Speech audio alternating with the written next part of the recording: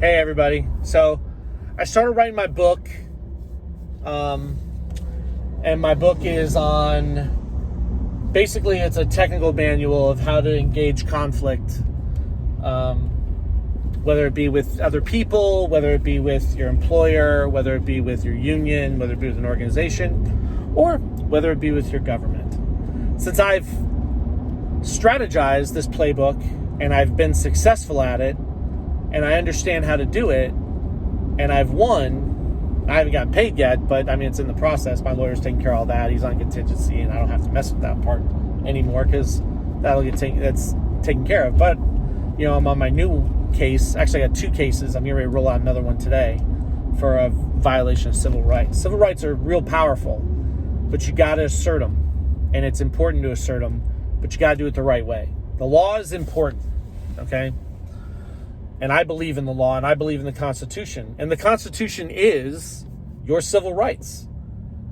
So I figure I'll give some pieces and parts to the book, but it's really going to be a operational technical manual where one person can just sit down and they pull out the sheet and they can just go line by line and, type up their email or type up their text message and send it and then get a response. So with that said, there was a part in it that was actually pretty fascinating. I want to talk about responses to communications, and maybe this will help somebody before I actually lay out the book. So in communications, we have expressions, and then we have questions and answers, and then we have responses. So, to talk about responses in communication. So when you make a statement or you make an accusation, right? Someone who has received that accusation, that person has the options to respond. And as I was thinking about it and I was writing, I realized that, one of the biggest struggles that we have is communications. So I'm going to give you the three responses of when communicating. So number one, and these coincide with the court of law. So this is how common law works. This is how law works. So this is how humans operate, because we're basically algorithmic. We're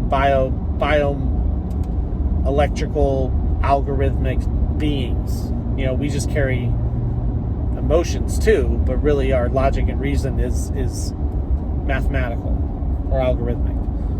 So when someone asks you a question or engages you in an accusation, you have three options. You have accept, right? Accept means that someone made a statement or they accused you of something and you're like, yeah, I was doing that. Like, you're talking, someone's talking, they're saying something, you interrupted them, and the person looks at you and says, hey, you interrupted me. And you're like, yep, did it. I did. And then what do? Oh, I'm sorry. Didn't mean to do that. There you go. That's called acceptance. You're accepting the fact that you were called out, and you're taking responsibility for it, and you're giving a reparation. Now, my methodology, the person who makes the claim has to ask for the reparation, right? You have to give them the reasonable limit of what you're asking for to be repaired for the infraction. So the second option is defend. In other words, said something, you were accused of it, and you're like, no, I didn't say that. Okay, well, defend, because you both disagree and you can't come to an agreement. You go to mediation. Guess what? When you go to court, that's pretty much what happens. You go to mediation, right? You're supposed to go to mediation, where both parties are acting, in the best interest to solve the problem or challenge, which, by the way, is not really what's happening in mediations, apparently, from what I just experienced a couple weeks ago, where apparently if you think you're in charge, you can just do whatever you want. That's a whole nother story. So you go to mediation, right? Mediation works like this. the party who's making the complaint gives an analysis or an expression of what happened, right? They don't speak. The second party gives an expression of what their interpretation of what happened is. Comes back. Now, both sides know the boundaries of how they're yoked. Now, they're unequally yoked at this point because they're not in agreement. So they're not aligned. So at this point, the dialection starts. Now, dialection is basically a dialogue of questions and answers that go back and forth until you come to an understanding. So the person who made the claim or the complaint asks a question. They get an answer. They may need to narrow down the question some more. Ask another question. Get an answer. Ask another question until they get satisfied without being rude and trying to find the truth, until they're satisfied with the answers to their questions. Then the other party gets to do the same. Yeah, both sides get to interact. So the other party gets to ask questions on point about an issue that is being specifically talked about. Not, well, you did this 6 months ago, and you did this, and you did this, and you did this, and you did this. That's called scoring points. That's not how this works. It is to find a very specific answer to an event that took place between two people, or two parties, or two organizations, or two parts of government, or two governments. It's all the same. It's just communications, right? So that's how mediation works. At some point, you're either going to agree to disagree, or you're going to figure out that maybe your perceptions weren't quite exactly everything you thought they were. Option number 3 is disregard.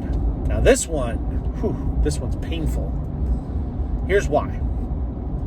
And this is something that an employer, an organization, or our government likes to do. They like to disregard. So let me explain the legal communications premise of disregard. Disregard truly means that you don't even have the human dignity to be answered in any way. Not only do you not have the human dignity, I don't even care who you think you are that would justify the fact that I'm going to answer you. You don't exist. You're nothing. You have nothing. You are nothing. And I'm not going to give you any respect. That's what disregard means. Or it means that the person that is supposed to respond is guilty and they can't say a word. That's called the Fifth Amendment. Yeah, Fifth Amendment. Fifth Amendment says you have the right to not self-incriminate. Where it gets interesting is that the government does not carry the Fifth Amendment. The government is required to answer. They are forced to answer. The government does not carry the individual sovereignty because the government is represented by the acknowledgement in existence of the citizens themselves. So when the government ignores you, they're actually breaking the law. They don't have that option. Nope, not your option. You're the government, and I'm here to hold you accountable. That's what the job says. That's what citizens' duty is. So, the good part is when they ignore you and they disregard you, well, you know Leonardo da Vinci is, right? You know who Michelangelo is. You know those guys, Raphael, right? You know those guys? Well, you get to paint your masterpiece. Yeah. All that frustration you have for being ignored, you can now set the game because you're the only one talking. And as long as you're being nice and you're just telling them the truth and you're telling them and you keep communicating and they keep ignoring, well, you're the one with all the evidence and they're the one with nothing. Being ignored is to your advantage. It should not be frustrating. It should be fun because you get to paint your own picture and you don't have to go to mediation because they didn't even bother defending. It's all you. So then you can just pile up the paperwork on them. And then once you have enough paperwork and even the pillars of Hercules collapse, stick it to them. That's how the game's played. So I hope everybody's good. I hope everybody's having a good time. And have a great day. Paint your masterpiece.